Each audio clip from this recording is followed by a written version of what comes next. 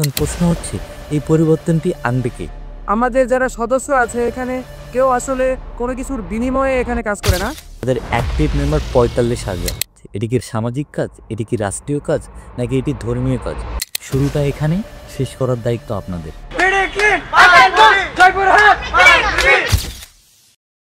আপনি কল্পনা করুন আপনার আশেপাশে প্রতিটি রাস্তা, প্রতিটি পার্ক এবং আপনার পছন্দের জায়গাটি ঝকঝকে পরিষ্কার। এখন প্রশ্ন হচ্ছে এই পরিবর্তনটি আনবে কে? ওয়েলকাম সবাইকে। আজকে আমি আপনাদের সাথে এমন একটি উদ্যোগ সম্পর্কে জানাতে যাচ্ছি যা আমাদের দেশকে আরও সুন্দর ও পরিচ্ছন্ন রাখার জন্য নিরলসভাবে পরিশ্রম করে যাচ্ছে। হ্যাঁ, এটি হচ্ছে বিডি ক্লিন। সম্প্রতি তাদের একটি কার্যক্রম জয়পুরহাট জেলার ৫২ পৌর পার্কে অনুষ্ঠিত হয়। বিডি ক্লিনের সদস্যরা নিজেদের সময়, শ্রম এবং কোনো রকম আর্থিক স্বার্থ ছাড়াই আমাদের চারপাশকে পরিচ্ছন্ন রাখার জন্য হার্ডওয়ার্কিং করে যাচ্ছে। বিডি ক্লিন যে শুধু ময়লা পরিষ্কার করছে এমনটা না, ওরা বাংলাদেশকে একটি পরিচ্ছন্ন বাংলাদেশ হিসেবে পরিবর্তন করার জন্য স্বপ্ন দেখাচ্ছে এবং তাদের স্লোগান হচ্ছে শুরুটা এখানে, শেষ করার দায়িত্ব আপনাদের। আজ পৌর পার্কে অনুষ্ঠিত এই প্রোগ্রামে জয়নু স্যার একটি কথা বলে যে বিডি ক্লিন কোন ধরনের কাজ, এটি কি সামাজিক কাজ, এটি কি রাষ্ট্রীয় কাজ, নাকি এটি ধর্মীয় কাজ? আসলে এই প্রশ্নটা আমাদেরকে ভাবায়, কারণ বিডি ক্লিনের কার্যক্রম এই তিনটি ক্ষেত্রেই মানানসই। এর কারণ বিডি ক্লিন পুরো বাংলাদেশকে পরিচ্ছন্ন রাখার জন্য কাজ করতেছে, সো এটি একটি সামাজিক কাজ। আবার রাষ্ট্রীয় কাজ হিসেবে যদি ধরি তাহলে বিডি ক্লিন বাংলাদেশের অভ্যন্তরীণ যত ময়লা আবর্জনার বা হচ্ছে প্লাস্টিক এগুলো আছে, এগুলোকে তারা একটা নির্দিষ্ট স্থানে ফেলতেছে, এইটাও একটা রাষ্ট্রীয় কাজ। এবং পরিষ্কার পরিচ্ছন্নতা ইমানের অঙ্গ, সো এটি তো অবশ্যই একটি ধর্মীয় কাজ। সো বিডি ক্লিন কোনো একটি নির্দিষ্ট পরিচয়ের বাধা নয়, এটি আমাদের সবার জন্য, আমাদের ভবিষ্যৎ প্রজন্মের জন্য, এবং এটি সর্বক্ষেত্রে গুরুত্বপূর্ণ। বিডি ক্লিন যে কাজগুলো করে থাকে সেটি পরিচালনা করার জন্য একটি সুসংগঠিত পদ্ধতি রয়েছে। প্রতিটি বিভাগে, জেলা এবং উপজেলায় তাদের একটি সমন্বয়ক রয়েছে যার নির্দেশনা বা একটি পরিকল্পনার মাধ্যমে এই কাজগুলো সম্পাদন হয়ে থাকে। এছাড়াও তাদের একটি দক্ষ আইটি টিম এবং লজিস্টিক টিম রয়েছে যারা পুরো কার্যক্রমকে আরও কার্যকর এবং সুষ্ঠুভাবে সম্পন্ন করতে সহায়তা করে।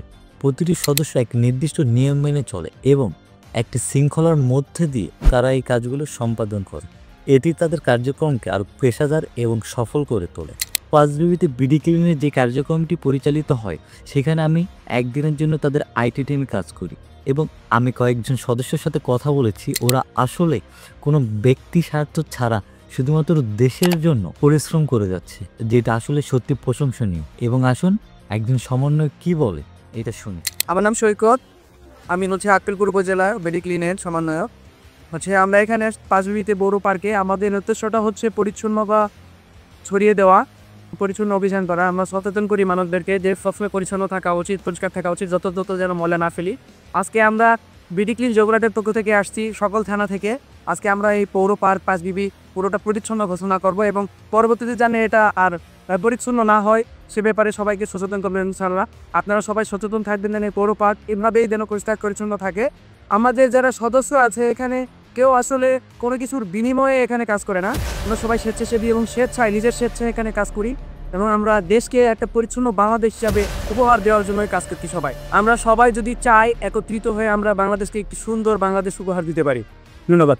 বিডি ক্লিন যখন পৌর পার্কে ঢোকে তখন পার্কটি এতটাও পরিষ্কার ছিল না, বাট বিডি ক্লিন তাদের উদ্যোগে যেই পরিবর্তনটি এনেছে সেটি সত্যি প্রশংসনীয়। আমরা আশা করব যে এই সৌন্দর্য বা পরিচ্ছন্নতা যেন ৫২ পার্ক বজায় রাখে। এই উদ্যোগ থেকে আমরা একটা শিক্ষা নিতে পারি যে পরিচ্ছন্নতা বজায় রাখার দায়িত্ব শুধু বিডি ক্লিনের না, আমাদের সবার। ছোট ছোট কাজ যেমন ময়লা ডাস্টবিনে ফেলা, এখানে সেখানে আবর্জনা না ফেলা দেশকে অনেক দূর এগিয়ে নিয়ে যেতে পারে।